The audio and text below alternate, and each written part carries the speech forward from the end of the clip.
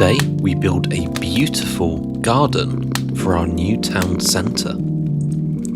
Good morning and welcome to MorningCraft. Grab a drink, get comfortable, and let's get started. You can see all the buildings I tore down here. Okay, let's go. Good morning. We recently cleared up this pretty cool space outside the market hall and just before the castle. And now it's time we do some work to turn this into a beautiful garden. You can also see the plots I've laid out for future builds. In the top there we have space for an abbey, in the left we have space for a library, and on the right we have space for a bank. So I got to work by placing down a bunch of hedges. And between now and the last episode, I put in all the shops that you guys recommended in the comments. We've still got so many slots in the market hall, so make sure to recommend any more ideas you have. But in the bottom left here of the garden, I'm going to be building a statue, so I want to know what you think we should memorialise with the statue. But you can see me here laying down even more hedges and pathways as I go. We've got one that wraps around the bank. And you can see me dividing this up into many segments as I want to put flowers in each different segment. I'm going to be colour coding these based upon the different areas and what I think looks best. In this section here, I'm going to put peonies and tulips. And around the libraries, I did put daisies, but now I've built the library, it's a little bit different, as I've sort of extended the pub to have sort of a front garden. So you'll see what I mean in a couple episodes' time, but I think it looks pretty good. And honestly, the elytra is so good for getting a bird's eye view of my builds. My lord, 25 years ago, Lander Stone was a humble dockworker in Codsport. The Silfarans invaded Codsport, and on the first day they slaughtered people in neighbouring farms. In this slaughter, they killed the young Lander's love. My lord, her death burnt a fire within him, and he led a band of retired sailors to steal a Silfaran ship. During the boarding, he stole a great trident from the captain, and with that one ship, he was able to destroy the entire Silfaran fleet. 30 ships burnt that day by his hand. My lord, he knew that if he had been stronger, that he could have saved his love on that first day of invasion. Since then, he has never stepped foot on land. But Admiral Bloodroot, the leader of the fleet, never returned home. He is in hiding in the heap.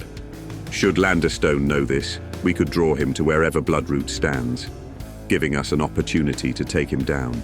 My lord, I will find Admiral Bloodroot. So if you've made it this far into the video, maybe drop a like, maybe subscribe, whatever you feel like doing, it really helps out. So here you can see I'm placing in a central fountain and putting some glowstone at the bottom. And while I was doing this, I looked up Capability Brown, who's one of the best gardeners of all time. And then I realised that I was pretty limited and I couldn't do anything as amazing as him. Honestly, the more decorations they add to the game, the happier I'll be. So it's time to go over a few comments from the previous video. So first off, we got a comment from Rainer Zufel, who said it hurt a bit to see the old buildings burn, and was telling me about a sort of mining district in Germany called Harz, or Harz, I think it's Harz. We've got a comment from some cartoonist who says that they admire the commitment to this world. We've got a comment here from the Desolator who says the refreshing and rebuilding is interesting and the villagers will be pleased once they calm down. And then we got a comment from Ravenpaw who says it's going to be difficult to get the villagers from one side of the town to the other, which it will, but it's well worth doing for even bigger city. Thank you so much for the comments. If you do leave a comment, I always feature it in the next episode. And just a quick reminder to check out the daily quote. So you can see me here putting in the finishing touches for the pathways, and then adding in a bunch of flowers as I go. The pathways really define the space. If they're too sort of geometric and basic, it just feels like a bit of a cut through. But if you have lots of winding pathways, it feels more like somewhere you can explore. You can see the pathways here are really going to present the statue when it's finished. And you can see me here using some of my leftover hedges to plan out exactly where the library is going to go. I actually built this today and it took ages. But on the topic of libraries, my question for you is, do you like reading? I'm not the biggest fan, but sometimes I do a little bit of reading. But now it's time to take a look at the finished garden with the flowers put in. And here we have it. We've got so many different flowers. I do come back and do some lighting in a future episode. I think it's the library episode. But you've got all this detail here, a space left for the abbey, and then you can just sort of see me flying around with the elytra. I really do like it.